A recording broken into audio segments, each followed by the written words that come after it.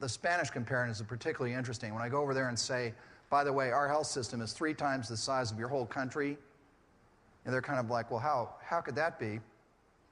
Their health care system is very different from ours.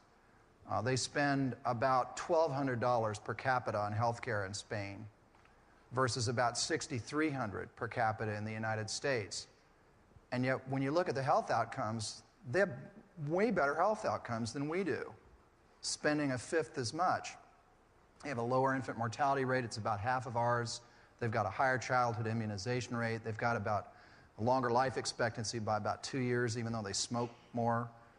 They've got about 20% less quality-adjusted life years lost to disease than we do, for 1/5 of the money. And when I went over there I was going over there to talk about digital medicine and trends in IT. A lot of the questions I got asked by the leadership of their health system were like, "What are you guys doing with all that money?"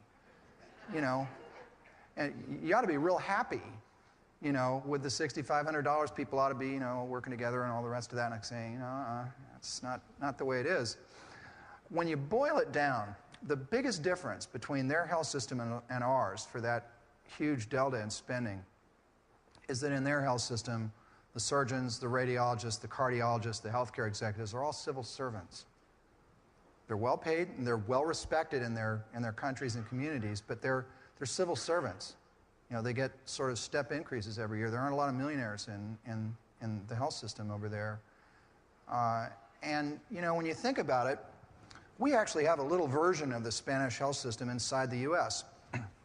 It's called the Veterans Administration, where the physicians are salaried and so are the healthcare executives, and they're on step increases. And by the way, you have to appropriate money every year to take care of them. And as you can see, the cost trend and per capita cost growth per beneficiary between the Veterans Administration and Medicare is really very different and has been widening over the last 25 years.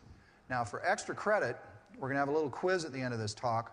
Spot the health system that has had a universal electronic health record for 8 years and also the best quality assurance program in the world. Okay, that's extra credit if you get a right answer to that one. The big difference between our health system and the health systems in most other countries is that in our health system, the major players, the major actors that are driving cost growth are free agents as opposed to salaried civil service type people. You think about baseball, and I'm an advocate of free agency. I like the idea that we pay for performance. I think that's a good idea. I want that surgeon that opens up my chest, or actually they don't open up your chest anymore to operate on your heart, they just go in through a little trocar, is motivated and focused. But in those free agent sports systems, basketball, baseball, they've solved the 2 Derricks problem, and we haven't. Now, what do I mean by the 2 Derricks? Well, there's different kinds of free agents, okay? There's Derek Jeter, who is a truly gifted athlete by anybody's measure, and then there's Derek Coleman, who those of you who are basketball fans remember was a huge waste of money for the New Jersey Nets and the Philadelphia 76ers and whoever the other unfortunate people were that inherited his contracts.